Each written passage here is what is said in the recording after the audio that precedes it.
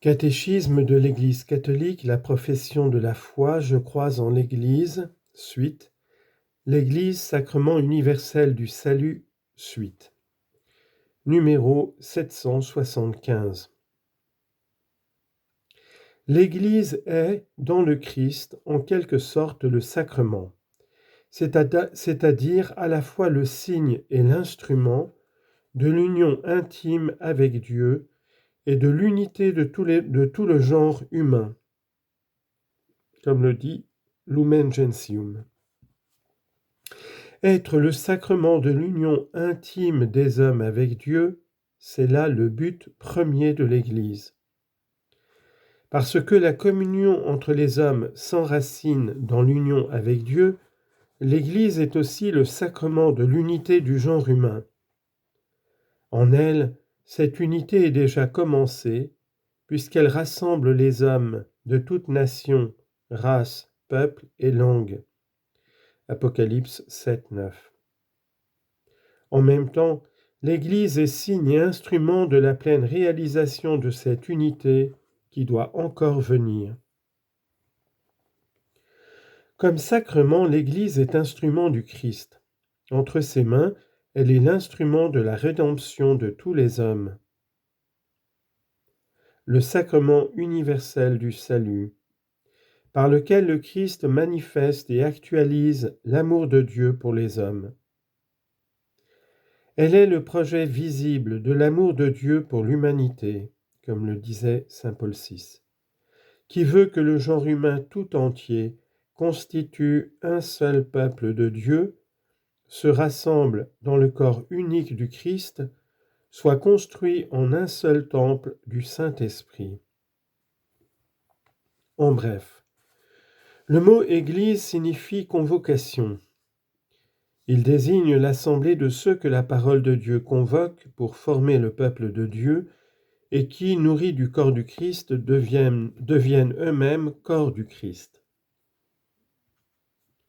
L'Église est à la fois chemin et but du dessein de Dieu, préfiguré dans la création, préparé dans l'ancienne alliance, fondée par les paroles et les actions de Jésus-Christ, réalisée par sa croix rédemptrice et sa résurrection.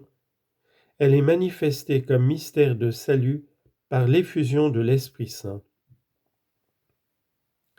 Elle sera consommée dans la gloire du ciel comme assemblée de tous les rachetés de la terre. Apocalypse 14, 4. L'Église est à la fois visible et spirituelle, société hiérarchique et corps mystique du Christ. Elle est une, formée d'un double élément humain et divin. C'est là son mystère que seule la foi peut accueillir. L'Église est dans ce monde-ci le sacrement du salut, le signe et l'instrument de la communion de Dieu et des hommes.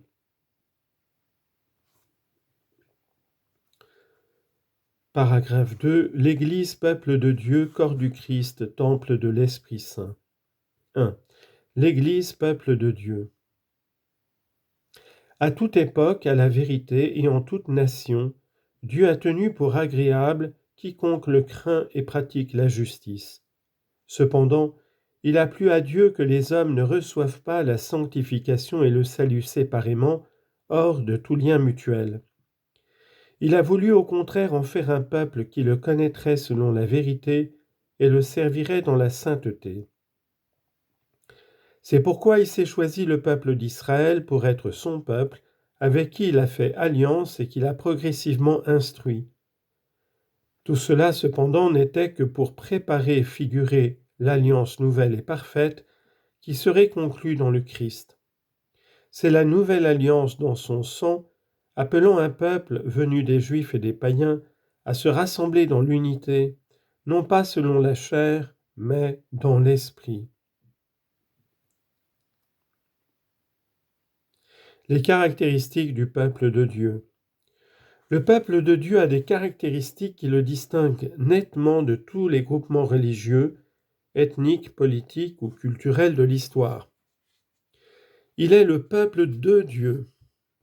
Dieu n'appartient en propre à aucun peuple, mais il s'est acquis un peuple de ceux qui autrefois n'étaient pas un peuple, une race élue, un sacerdoce royal, une nation sainte.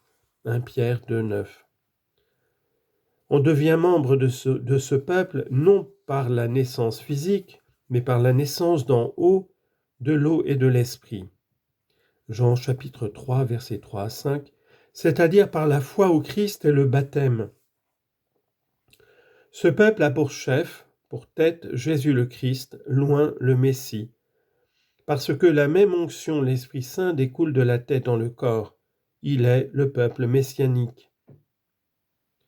La condition de ce peuple, c'est la dignité de la liberté des fils de Dieu. Dans leur cœur, comme dans un temple, réside l'Esprit Saint. Sa loi, c'est le commandement nouveau d'aimer comme le Christ lui-même nous a aimés. C'est la loi nouvelle de l'Esprit Saint. Sa mission, c'est d'être le sel de la terre et la lumière du monde.